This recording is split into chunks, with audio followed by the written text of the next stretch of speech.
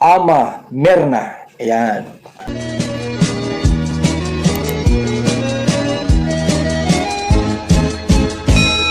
Ayan, good morning po. Nais ko lang bigyan ng konting reaksyon itong nangyari po na pagdalaw o pagpunta ng mga kalingap sa Baguio. Yung pagpunta nila Kuya Val sa Baguio City. Konting reaksyon lang ang aking gagawin dahil may napansin lang ako dito sa nangyari sa kanila sa libot-libot nila doon sa Burnham Park. Lalo na doon sa part ng grupo ni Kalingap Rab. Kasi di ba nung nasa Burnham Park na sila ay si Kalingap Rab nandito sa kabilang side. Tapos sila Kuya Val Santos naman ay nandoon sa kabilang side. Hinahanap niya kung nasaan sila Kalingap Rab. Bandang huli nga ay nagkita-kita rin sila dahil sa pag-ikot-ikot nila Kuya Val, ayun nakita nila sila Kalingap Rab.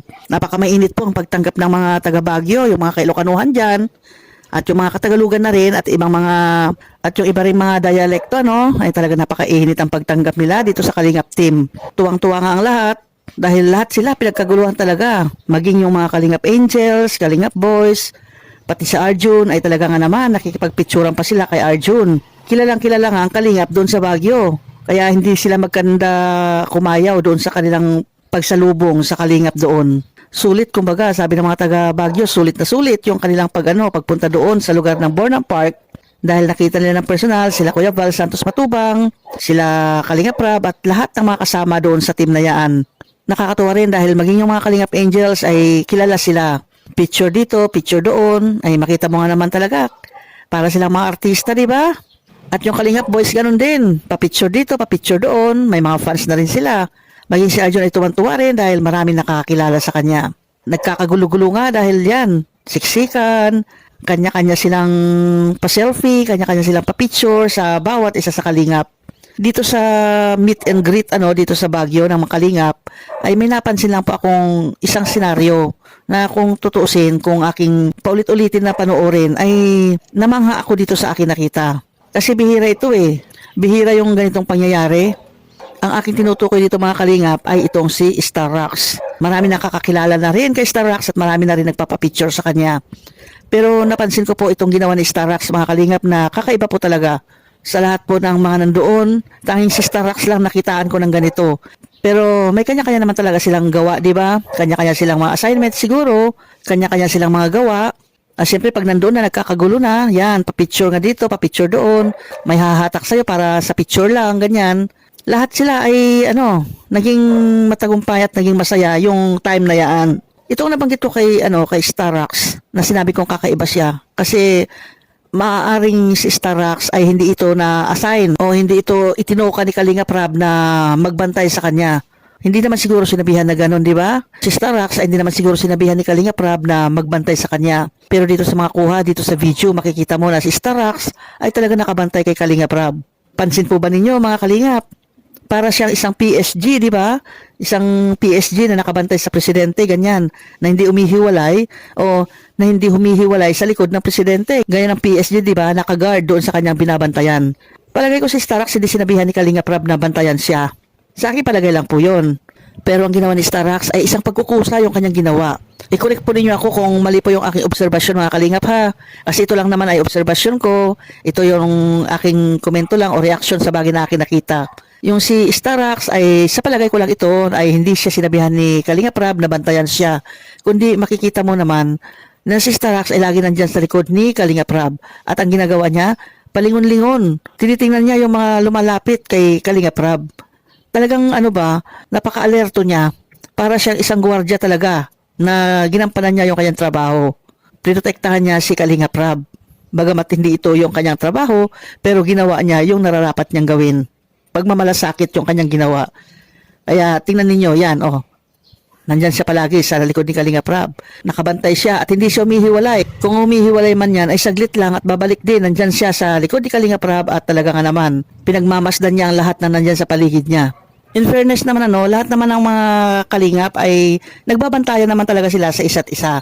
Kagaya ng mga Kalingap girls na nandyan din ang mga Kalingap boys na binabantayan din sila. Iniingatan din na hindi sila magkahiwalay-hiwalay, ganyan. Kanya-kanya silang trabaho, kumbaga, nag-iingatan sa isa't isa. Walang iwanan at makita mo naman lahat sila ay talagang masasabi mo na masaya-masaya dahil sa kaganapang ganito. Pero dito ako napabilib kay Starax talaga. Ewan ko lang kung napansin nyo ito mga kalingap ha. Kakaiba talaga si Starax. Dinumog ng dinumog sila Kalingap Rab at si Ma'am Jack. Pati yung anak niya nakakarga si Kalingap Rab kay Rabay. At si Starax nandyan lang sa likod. Hanggang dumating yung punto nga na si Kalingap Rab ay nangawit kay Rabay dahil natutulog nga dinudumog na siya ng mga tao. At pinagkatiwala na nga niya, binigyan niya si Rabay kay Starax. O di ba? Nandiyan lang sa likod kasi si Starax. Kung wala si Starax doon, anong gagawin ni Kalingap Rab? Kung gusto na niyang i-turn over si Rabay sa iba dahil nangangawit na siya, di maghahanap pa siya ng ibang mga Kalingap boys. Pero si Starax dahil nandiyan na nga sa likod niya, ibinigay niya si Rabay kay Starax. Para sa ganun maiwasan din na si Rabay ay maipit ng mga tao. Kaya isinave din ni Kalingap Rab yung kanyang anak. Ito nga, kinuha ni Starax si Rabay at inilayo niya doon. Dinala doon kay Ate Nelia. Pero pagkatapos nun mga kalingap, nandyan na naman si Starax, nandyan sa likod ni Kalingap Rab, para nga siyang PSG na talagang nagbabantay sa kanyang amo. Sa tingin ko noon kay Starax ay parang baliwala lang siya dyan sa Kalingap, ganyan. Kasi kung titingnan mo nga naman ay ang dami-dami niyang tattoo, yung tingnan mo, ang dami-dami niyang mga marka sa katawan. Kaya hindi tayo dapat nagbabase kung ano nakikita natin sa panlabas na anyo ng tao. Marami man siyang tato, pero hindi natin alam na yung kanyang kalooban ay napakalinis pala, di ba? Kaya mali talaga yung impression na porque makita mo na napakaraming tato ay mag-isip na rin tayo ng hindi maganda doon sa tao. Kasi ang tingin ko talaga noon ay ganun lang, baliwala lang si Starax diyan. Pero nakitaan ko bandang huli ay unti-unti ko nakitaan na si Starax na talagang malaki ang pakinabang niya dito sa Kalingap team. Dahil yung kanyang pagmamalasakit ay makita mo talaga sa kanya. Hindi lang para sa kanyang sarili, kundi para dun sa buong Kalingap ay iniingatan niya, ay talagang binabantayan niya na sa ganon, hindi magkaroon ng anumang aberya o problema doon sa mga kasama niya. Marunong siya magbantay, marunong siya mag-ingat, marunong siya maggwardya. Kaya si Starax ay napabilib ako sa kanyang ginawa. Isa siyang tunay na tagapagbantay ng Kalingap. Maaari ito ay hindi sinabi ni Kalingap Rab na bantayan siya, di ba? Pero ginawa ni Starax dahil sa pagmamalasakit niya at dahil na rin sa kanyang pagmamalasakit sa kanyang team ay binantayan niya ng husto si Kalingap Rab at si Jack doon sa maraming mga tao. Dahil hindi natin alam, di ba? Pag ganyan maraming tao, hindi natin alam kung ano yung mga nandyan na nakasingit na, nandyan na mga sumisiksik na rin, nakikisiksik na rin dyan. Kaya yung pag-iingat lang na ginawa ni Starax ay tama lang po yun. Kaya kabilib-bilib talaga ito si Starax. Ayan, isang tunay siyang nagmamalasakit, isang tunay siyang gwardya, at isang tunay siyang nagpoprotekta sa kanyang mga kasamahan.